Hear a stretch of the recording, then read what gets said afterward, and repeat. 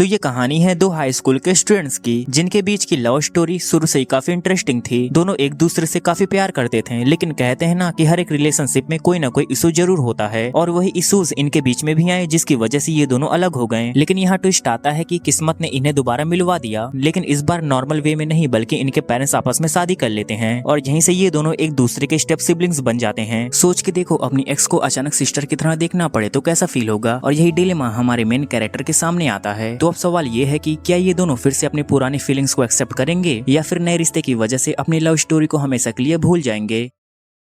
तो कहानी की शुरुआत होती है हमारे मेन कैरेक्टर मेजुतो से, और वो एक दिन अचानक से अपनी एक्स गर्लफ्रेंड यूमे से मिल जाता है। लेकिन इस बार हालात बदल चुके हैं, क्योंकि यूमे की माँ ने मेजुतो के फादर से शादी कर ली है और अब ये लोग एक ही घर में रहने वाले हैं, यानी ये लोग स्टेप सिबलिंग्स बन गए हैं। और अब सोचो, अपनी एक्स को तुम्हें अचानक से अपनी सिस्टर के तौर पे देखना पड़े तो तुम्हें कैसा फील होगा। अब मेजुतो और यूमे डिसाइड करते हैं कि वो अपने पास्ट के बारे में अपनी फैमिली को कभी नहीं बताएंगे, बस एक नॉर्मल भाई बहन की तरह बिहेव करेंगे। अब डिनर टेबल पर जब उसके पेरेंट्स ये कहते हैं कि हमारे बच्चे तो एक दूसरे से बहुत ही अच्छी तरह घुल मिल रहे हैं, लेकिन अंदर ही अंदर मेजुतो और यूमे दोनों को फेक ऐड करना बिल्कुल पसंद नहीं आ रहा था। फिर यूमे मेजुतो से साफ साफ कह देती है कि देखो, हमारे पास्ट के बारे में हमारी फैमिली को बिल्कुल भी पता नहीं चलना चाहिए, और इस पर मेजुतो मान जाता है। लेकिन उसी रात जब मेजुतो अपने रूम में बुक्स पढ़ रहा होता है तो वहाँ यूमे आ जाती है। वो हंसते हुए बोलती है कि अब तुम्हें मुझे बड़ी बहन कहकर बुलाना पड़ेगा। इस पर मेजुतो जवाब देता है कि तुम्हें क्या हो गया, एक्चुअली तुम्हें मुझे बड़ा भाई कहकर बुलाना चाहिए। यूमे स्माइल करती है और जवाब देती है कि इस दुनिया में मैं तुमसे 15 मिनट पहले पैदा हुई थी, सो टेक्निकली मैं तुम्हारी बड़ी बहन हूँ। ये सुनकर मेजुतो चैलेंज देता है कि चलो ठीक है, एक गेम खेलते हैं। रूल ये होगा कि जो अपने पुराने प्यार वाली हरकत करेगा वो हार जाएगा, और फिर उसे दूसरे को बिग ब्रदर या बिग सिस्टर कहकर बुलाना पड़ेगा। यूमे कॉन्फिडेंट होकर चैलेंज एक्सेप्ट कर लेती है, लेकिन मेजुतो उसे माफी मांग लेता है। तो यूमे के दिल में पुराने मेजुतो की यादें जाग जाती हैं, और वो गलती से उसके पुराने लवर्स वाले निकनेम से बुला देती है। मेजुतो तुरंत हंसते हुए कहता है, अच्छा तो तुम गेम हार गई हो, अब तुम्हें मुझे बड़ा भाई कहकर बुलाना पड़ेगा। यूमे गुस्से में कहती है बिग ब्रदर, और वो वहाँ से निकल लेती है। कुछ दिन बाद दोनों साथ में स्कूल ज्वाइन करते हैं।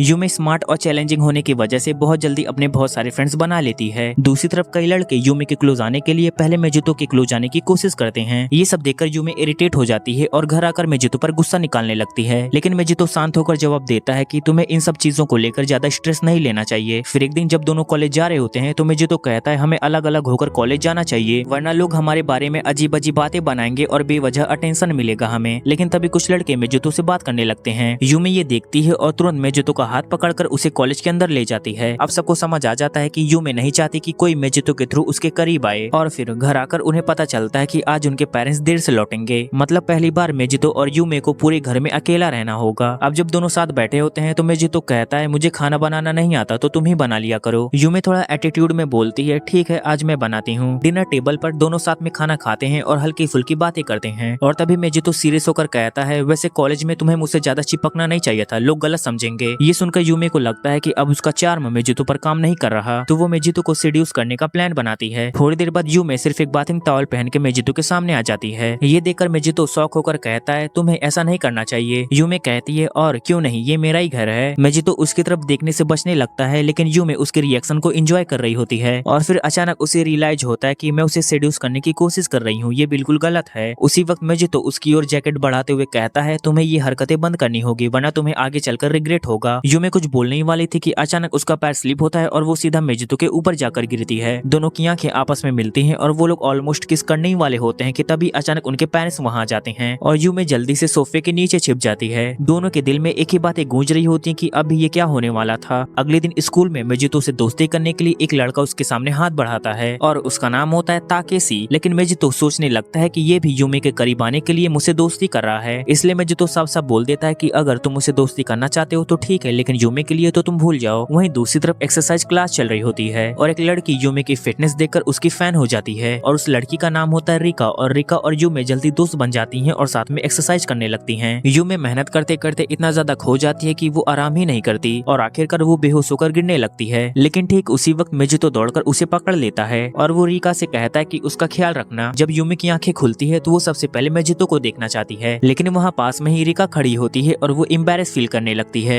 रिका कहती है तुम्हें इतना ज्यादा प्रैक्टिस नहीं करना चाहिए था, तुम्हें हेल्थ का भी ध्यान रखना चाहिए था। बाद में रिका और मेजितो दोनों साथ में यूमे के लिए खाना बनाने लगते हैं और बातों ही बातों में रिका मेजितो से पूछती है क्या तुम्हारी कोई गर्लफ्रेंड है। मेजितो कहता है नहीं मैं सिंगल हूँ। और फिर रिका अपने हाथों से यूमे को खाना खिलाती है और वो मेजितो से कहती है कि उसका ख्याल रखना और वो वहाँ से चली जाती है। अब जब यूमे मेजितो को अपने पास देखती है तो उसके दिमाग में उसकी पुरानी यादें ताजा हो जाती हैं। कैसे वो पहले पढ़ते थे, कैसे वो हंसते थे और उनकी लाइफ कितनी ज्यादा परफेक्ट लगती थी। लेकिन किसी वजह से ये दोनों ने अलग होने का फैसला कर लिया था। अब प्रेजेंट में यूमे मेजितो का हाथ पकड़कर कहती है मेजितो मैं फिर से तुम्हारे साथ रहना चाहती हूँ। मेजितो कहता है यूमे जब भी तुम्हें मेरी हेल्प चाहिए होगी तो मैं हमेशा तुम्हारे साथ खड़ा रहूंगा। अगली सुबह मेजितो नोटिस करता है कि यूमे अब ठीक हो चुकी है लेकिन वो फिर भी फीवर होने का नाटक कर रही है। जब मेजितो पूछता है तो यूमे शर्माते हुए कॉन्फेस करती है कि हाँ मैं बस ऐसा कर रही थी क्योंकि मैं थोड़ा अकेला फील कर रही थी। ये सुनकर मेजितो कहता है तुम्हें ऐसे झूठ नहीं बोलना चाहिए था और ये सुनकर यूमे एम्बैरेस हो जाती है और चुप हो जाती है। अगले दिन स्कूल में यूमे देखते कि मेजितो किसी लड़की के साथ था। यूमे के दिल में सवाल उठता है कि मेजितो इतनी जल्दी किसी और के साथ रिलेशनशिप में कैसे आ सकता है। सच पता लगाने के लिए वो रिका की हेल्प लेती है लेकिन जब वो घर लौटती है तो वो एंट्रेंस पर 2 स्लीपर्स देखती है। ये देखकर उसका शक और भी ज्यादा गहरा हो जाता है और वो कहती है तो ये लड़की मेजितो को घर तक फॉलो कर चुकी है। वो उन स्लीपर्स की फोटो ले लेती है और सीधे मेजितो के रूम में पहुंच जाती है लेकिन वहाँ कोई भी लड़की नहीं होती। यूमे गुस्से में स्लीपर्स मेजितो को दिखाती है और कन्फ्रंटेशन करने लगती है। मेजितो जवाब देता है तुम्हें इस तरह मुझ पर नजर नहीं रखनी चाहिए थी और हाँ मैंने किसी लड़के को अपने घर पे नहीं बुलाया था। और फिर दोनों अपने अपने रूम में जाकर वही बातें सोचने लगते हैं। यूमे डिप्रेशन में जाने लगती है जबकि मेजितो को समझ नहीं आ रहा होता है कि यूमे ऐसा बिहेव क्यों कर रही है। अगले दिन स्कूल में वही लड़की मेजितो को प्रपोज कर देती है। मेजितो हैरान होकर कहता है मैं तो तुम्हें जानता भी नहीं, हम तो बस कल मिले थे। और तभी वो लड़की अपना विग हटाती है और वो और कोई नहीं बल्कि रिका होती है। असल में रिका मेजितो के साथ डेट पर जाना चाहती थी लेकिन मेजितो साफ साफ कह देता है कि उसे रिलेशनशिप में कोई इंटरेस्ट नहीं है। इस कंफ्यूजन से बचने के लिए मेजितो ताकेशी से एडवाइस लेता है। ताकेशी कहता है अगर तुम चाहो कि रिका तुम्हारा पीछा करना बंद कर दे तो तुम्हें किसी और के साथ डेट पर जाना चाहिए ताकि उसे कुछ समझ आ जाए। शाम को मेजितो यूमे के पास आता है और वो पूछता है कल क्या तुम मेरे साथ डेट पर चलोगी। ये सुन के यूमे शॉक्ड हो जाती है लेकिन वो धीरे से मान जाती है। अगले दिन यूमे मेजितो का वेट कर रही होती है और जैसे मेजितो वहाँ आता है तो यूमे उसे देखकर ब्लश करने लगती है। वो अपने मन में कहती है आज वो बहुत ही ज्यादा क्यूट लग रहा है। दूसरी तरफ ताकेशी भी रिका को वहाँ ले आता है ताकि रिका भी देख सके कि मेजितो अब भी अपनी एक्स यूमे के साथ जुड़ा हुआ है भले वो उसकी स्टेप सिस्टर क्यों ना बन चुकी हो। पूरा दिन मेजितो और यूमे साथ बिताते हैं, कई जगहों पर जाते हैं, बातें करते हैं और हंसते हैं लेकिन दूर से ये सब देखकर रिका का दिल जलने लगता है। एक पल ऐसा आता है कि जब कुछ बच्चों की वजह से यूमे गिरने वाली होती है लेकिन मेजितो उसे पकड़ लेता है। उसकी बाहों में खुद को देखकर यूमे कुछ देर के लिए खो जाती है और ये सब देखकर रिका का जेलसी और भी ज्यादा गहरा हो जाता है। बाद में यूमे बाथरूम के रास्ते में खो जाती है और अचानक उसे अपनी पास्ट मेमोरीज याद आने लगती हैं। वो अपने मन में कहती है जब मैं और मेजितो पहली बार डेट पे गए थे तो मैं ऐसे ही रास्ता भटक गई थी लेकिन तब भी उसने मुझे ढूंढ लिया था। यूमे खुद से सोचती है क्या इस बार भी मेजितो मुझे ढूंढ लेगा। अब प्रेजेंट में यूमे अपने थॉट में खोई हुई होती है और तभी वहाँ मेजितो आ जाता है। वो कहता है तुम अभी तक डायरेक्शंस को समझ नहीं पाती। उसके बाद दोनों हंसते हैं और धीरे धीरे उनकी डेट खत्म हो जाती है लेकिन वापस आते ही दोनों फिर से ब्रदर एंड सिस्टर वाली रियलिटी में लौट आते हैं। थोड़ी देर बाद मेजितो रिका से बात करता है और रिका कहती है आई एम सॉरी। मेजितो कहता है मैं अभी भी किसी रिलेशनशिप में आने के मूड में नहीं हूँ। ये सुनकर रिका समझ जाती है और उसकी फ्रेंड बनने का फैसला करती है। कुछ दिन बाद यूमे मेजितो से कहती है मदर्स डे आने वाला है तो हमें अपनी माँ के लिए कुछ करना चाहिए। मेजितो भी इस पर एग्री करता है और दोनों शॉपिंग के लिए निकलते हैं। ट्रेन में बहुत ही ज्यादा भीड़ थी जिसके कारण यूमे और मेजितो अनजाने में बहुत क्लोज आ जाते हैं। यूमे नर्वस फील करने लगती है और उसका दिल बहुत ही तेजी से धड़क रहा होता है और आखिरकार दोनों फ्लावर्स का एक बकेट खरीद के अपनी माँ को दे देते हैं और ये देखकर उनकी माँ बहुत ही ज्यादा खुश हो जाती हैं। उस मोमेंट में यूमे और मेजितो अपने माँ बाप को साथ में टाइम स्पेंड करने का मौका देते हैं। इधर मेजितो अपने दोस्त ताकेशी के घर रुकता है और यूमे अपनी फ्रेंड रिका के पास जाती है। लेकिन ट्विस्ट ये था कि रिका और ताकेशी दोनों सेम अपार्टमेंट में रहते थे और दोनों हमेशा लड़ते झगड़ते रहते थे। डिनर के टाइम माहौल थोड़ा इंटरेस्टिंग हो जाता है। रिका ताकेशी को जेलस फील कराने के लिए मेजितो से फ्लर्ट करने लगती है लेकिन ये देखकर यूमे के दिल में हल्का सा जेलस स्ट्राइक करता है। रात को मेजितो बालकनी में चांद को देखकर रिलैक्स कर रहा होता है और दूसरी तरफ यूमे भी उसी चांद को देख रही होती है और दोनों की नजरें आपस में टकरा जाती हैं। मेजितो पूछता है यूमे तुम्हें मेरे पास दूसरी लड़कियों को देखकर जेलस क्यों फील होता है। यूमे जवाब देती है मुझे अभी भी स्टेप सिबलिंग वाले रिलेशनशिप को एक्सेप्ट करने में टाइम लगेगा और हाँ मुझे तुम्हारे पास किसी और को देखकर अनकंफर्टेबल फील होने लगता है।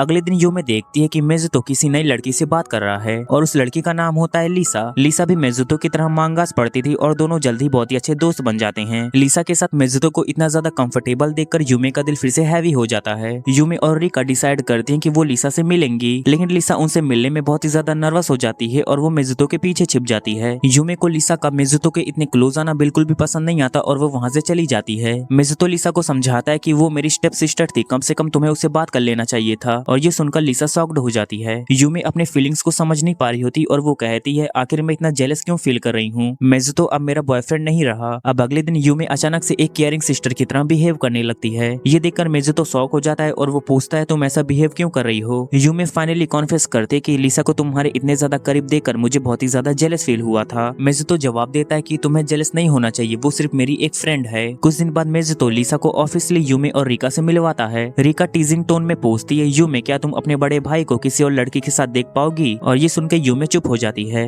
अब कहानी में ट्विस्ट तब आता है जब लिसा कैफे में अकेली होती है और वहाँ उसे यूमी और रिका मिलती हैं। दोनों से पूछते हैं क्या तुम्हें मेजुतो पसंद है। लिसा ब्लश करते हुए कहती है नहीं, मैं बस उसे अपना एक अच्छा दोस्त मानती हूँ। लेकिन तभी यूमी उसे मेजुतो का सोते हुए एक पिक्चर दिखाती है। लिसा उसे देखकर अचानक ब्लश करने लगती है और उसका चेहरा पूरा लाल हो जाता है। अब लिसा फाइनली मेजुतो को अपने दिल की बात बताती है। वो कहती है तुम्हारे साथ बिताया हर एक पल मेरे लिए एक प्रीसियस था मेजुतो, आई रियली लाइक यू। लेकिन मेजुतो साफ साफ कह देता है कि लिसा तुम मेरी बहुत ही अच्छी दोस्त हो, लेकिन मैं अभी किसी रिलेशनशिप में नहीं पड़ना चाहता। मैं अपने पास्ट से अभी मूव ऑन नहीं कर पाया हूँ। ये सुनकर लिसा शॉक और दुखी हो जाती है और पीछे से यूमी ये सब सुन रही होती है और उसकी आंखों में आंसू आ जाते हैं। लिसा फाइनली डिसाइड करती कि वो बस मेजुतो की एक अच्छी दोस्त बनकर रहेगी। अगले दिन लिसा पहली बार मेजुतो के घर जाती है और मेजुतो के साथ मांगा पढ़ते हुए बहुत नॉर्मल बिहेव कर रही होती है। मेजुतो की फैमिली भी ये देखकर हैरान हो जाती है कि मेजुतो ने पहली बार किसी लड़की को अपने घर पर इनवाइट किया है। उसके बाद लिसा क्यूट हरकतें करने लगती है और वो कहती है मेजुतो मेरी गर्दन दर्द कर रही है, प्लीज मसाज कर दो। पहले तो मेजुतो मना कर देता है, लेकिन उसकी बच्चों वाली हरकतें देकर उसकी हेल्प कर देता है। ये सब देखकर यूमी का गुस्सा और भी ज्यादा बढ़ जाता है और वो दोनों पर चिल्ला उठती है। ये कैसा रिलेशनशिप है, फ्रेंड्स ऐसा बिहेव नहीं करते। तभी लिसा यूमी से सीधा सवाल करती है क्या तुम मेजुतो को पसंद करती हो। यूमी थोड़ा हिचकिचाकर जवाब देती है हाँ मैं उसे पसंद करती हूँ, लेकिन वैसा नहीं जैसा तुम समझ रही हो। लिसा जवाब देती है आज मैं उसकी फीमेल फ्रेंड हूँ और कल कोई और होगी। अगर तुम हर बार जेलस फील करती रहोगी तो ये तुम्हारे लिए बहुत ही ज्यादा मुश्किल होगा। फिर लिसा चुपचाप अपने घर जाने लगती है, लेकिन उसकी फैमिली इंसिस्ट करती है कि मेजुतो उसे छोड़ कर आएगा। रात के बारिश में दोनों निकल जाते हैं, लेकिन यूमी अपने कमरे में बैठकर परेशान हो रही होती है। उसी रात यूमी अपने कमरे में एक कॉकरोच देखकर डर जाती है और वो सीधे भागकर मेजुतो के कमरे में आ जाती है। उनके पेरेंट्स बाहर होते हैं और आज बारिश बहुत ही तेजी से हो रही होती है, तो यूमी डिसाइड करती है कि वो आज मेजुतो के साथ सोएगी और फिर दोनों चुपचाप लेटे हुए होते हैं। अब मेजुतो को अपनी पुरानी गर्लफ्रेंड की यादें आने लगती हैं। वो यूमी के चेहरे की ओर देखता है और अचानक बहुत सारी मेमोरीज रिटर्न हो जाती हैं, लेकिन वो फिर खुद को रोक लेता है और कहता है नहीं अब सब कुछ बदल चुका है। अगले दिन उनके पेरेंट्स अनाउंस करते हैं कि हमें गांव जाना है अपनी दादी से मिलने के लिए। उसके बाद यूमी और मेजुतो शॉपिंग के लिए जाते हैं और यूमी एक स्विमिंग सूट खरीद लेती है विलेज बीच के लिए। जब मेजुतो उसकी ओर देखता है तो वो ब्लश करने लगता है और यूमी भी शर्मा जाती है। वापसी पर दोनों उसी जगह पर पहुंच जाते हैं जहां उन्होंने पहली बार एक किस किया था। उसके बाद तेज हवा चलने लगती है और यूमी की टोपी उड़ जाती है। मेजुतो उसके बालों को ठीक करने लगता है और यूमी अपनी आंखें बंद कर लेती है और वो एक्सपेक्ट करती है कि मेजुतो उसे किस करेगा, लेकिन मेजुतो हंसते हुए कहता है क्या यार क्या तुम पागल हो, और फिर दोनों ऑकवर्ड होकर घर वापस लौट जाते हैं। अगले दिन वो दोनों अपने पेरेंट्स के साथ गांव पहुंच जाते हैं। वहां मेजुतो की दादी उनका स्वागत करती है, लेकिन असली सरप्राइज तब होता है जब एक लड़की दौड़कर मेजुतो को गले लगा लेती है और उसका नाम होता है यूकी और वो मेजुतो की रियल एल्डर सिस्टर होती है जो गाँव में रहती थी। यूमी थोड़ी शॉक्ड हो जाती है। वहीं यूकी अपने छोटे भाई लुका को इंट्रोड्यूस करती है, जिसके बाद सभी मिलकर बीच पर जाते हैं और यूमी और यूकी साथ बैठकर लंच करती हैं। वहीं मेजुतो हमेशा की तरह अकेले बैठकर बुक्स पढ़ रहा होता है। यूकी यूमी से कहती है वो हमेशा से ही ऐसा ही था, बचपन से ही अकेला रहने वाला। माँ के गुजरने के बाद वो और भी ज्यादा चुप हो गया। उसके बाद यूकी यूमी के स्विम सूट की तारीफ करती है और वो कहती है क्या ये मेजुतो ने तुम्हारे लिए चूज किया था। यूमी शर्माते हुए कहती है हाँ बिल्कुल। उसके बाद मेजुतो वहाँ से उठकर चला जाता है और यूमी उसका पीछा करती है और वो देखती है कि वो अपनी डायरी जैसे की किताब पढ़ रहा है। वो किताब जिसमें मेजुतो ने अपनी फीलिंग्स लिखी हुई है। वो कहता है ये मेरे लिए बहुत प्रीसियस है, इसमें उन दिनों की यादें हैं जब हम साथ हैं। यूमी उसकी बात सुनकर इमोशनल हो जाती है और दोनों एक दूसरे से कॉन्फेस करते हैं कि ब्रेकअप के बाद उन दोनों ने एक दूसरे को मिस किया था और फिर यूमी उसे हक कर लेती है। अगले दिन सभी लोग फेस्टिवल में जाते हैं और वहाँ पर बहुत ही ज्यादा भीड़ थी, तो लुका उन दोनों का हाथ पकड़कर आगे खींच लेता है। उस पल यूमी और मेजुतो भीड़ में हाथ पकड़कर साथ साथ चलते हैं। दोनों ब्लश कर रहे होते हैं, लेकिन दिल में वो दोनों बहुत ही खुश होते हैं। गेम्स, फूड और फायरवर्क्स के बीच सभी लोग एंजॉय करते हैं, लेकिन तभी मेजुतो अचानक गायब हो जाता है। यूमी उसे ढूंढते ढूंढते उसके कमरे में आ जाती है और वो देखती है कि मेजुतो वहाँ चुपचाप बैठा हुआ है और वो धीरे धीरे अपने दिल की बात खोल देता है। मेरी जिंदगी में मेरा सबसे पहला प्यार मेरी माँ थी और जब वो चली गई तो मैं बिल्कुल टूट गया और फिर तुम आई और जब मैं तुमसे मिला तो मुझे लगा कि मुझे एक नई जिंदगी मिल गई हो, लेकिन फिर मैंने तुम्हें भी खो दिया और आज मुझे वही दिन याद आ रहा है जब मैंने तुम्हें पहली बार किस किया था। और मेजुतो बहुत इमोशनल हो जाता है और उसकी आंखों से आंसू गिरने लगते हैं। ये देखकर यूमी उसके पास पास जाती है और उसे अचानक से एक किस कर देती है। वो कहती है ये तुम्हारे फर्स्ट लव का दूसरा किस है, लेकिन इस बार इसे स्टेप सिस्टर की तरह मत समझना। अब नेक्स्ट सीन में अगले दिन मेजुतो की दादी यूमे से कहती है कि मेजुतो का ख्याल रखना। यूमे स्माइल करते हुए जवाब देती है कि हाँ बिल्कुल। ये सुनकर मेजुतो थोड़ी देर के लिए उसकी तरफ देखता है और फिर वो पूछता है क्या तुम सच में ठीक हो, और यूमे फिर से कहती है हाँ बिल्कुल। अब सब लोग वापस घर लौट जाते हैं और स्कूल का नॉर्मल रूटीन फिर से शुरू हो जाता है। लेकिन अब फर्क बस इतना है कि यूमे का बिहेवियर अब पूरी तरह बदल चुका है और वो ओपनली मेजुतो को पसंद करने लगी है, और मेजुतो भी अपने पास्ट से मूव ऑन नहीं कर पाया है और अब दोनों की जिंदगी फिर से क्रॉस रोड्स पर खड़ी है। और गाइस इसी के साथ इस एनिमे का सीजन 1 यहीं पर खत्म हो जाता है। ये स्टोरी तुम्हें कैसे लगी मुझे कमेंट करके जरूर बताना, और इस एनिमे का सीजन 2 अभी तक नहीं आया है और जैसे ही वो आएगा तो मैं उसे भी कवर कर दूंगा। और तब तक के लिए तुम लोग इस वीडियो को लाइक करो, कमेंट करो और शेयर करो और हाइप करना बिल्कुल भी मत भूलना। मैं तुम्हें मिलता हूँ एक नए वीडियो में, तब तक के लिए बाय।